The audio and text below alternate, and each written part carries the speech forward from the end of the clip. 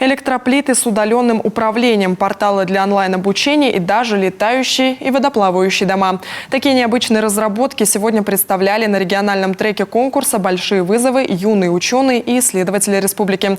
Лучшие работы отправят на оценку жюри всероссийского этапа. С новейшими изобретениями познакомилась Дарья Вологжанина. Эту подводную лодку ученик 9 класса 35-й школы Павел Овчинников конструировал целый год. Почти все детали напечатаны на 3D-принтере из АБС-пластика. Стоит такое изобретение 11 тысяч рублей. Гораздо ниже, чем аналоги в интернет-магазинах. Погружается лодка на полметра. Нужна для исследования речного дна, мостовых конструкций, будет полезно и рыбакам.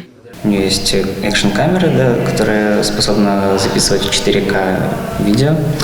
Также поворотные двигатели и основной ходовой бесколлекторный двигатель. Можно еще под крышкой заметить блок управления, то есть кнопка включения-выключения, USB для загрузки программы и разъем для зарядки аккумуляторов.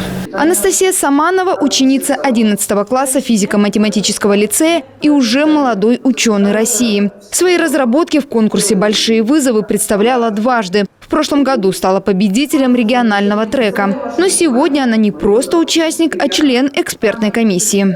На самом деле очень интересные работы.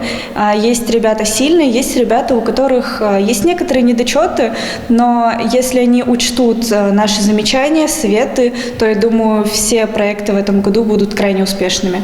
В Академии юных талантов сегодня 23 молодых исследователя. Столько работ эксперты отобрали после заочного этапа. Один из главных критериев оценки научных разработок – практическая ориентированность. Изобретения должны работать на нас и сделать нашу жизнь комфортней.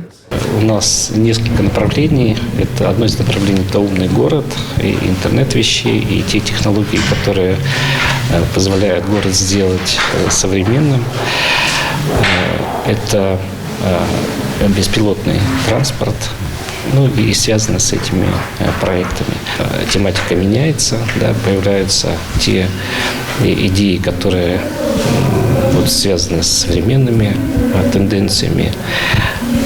По беспилотному транспорту тоже они были, но сейчас более сильно работают.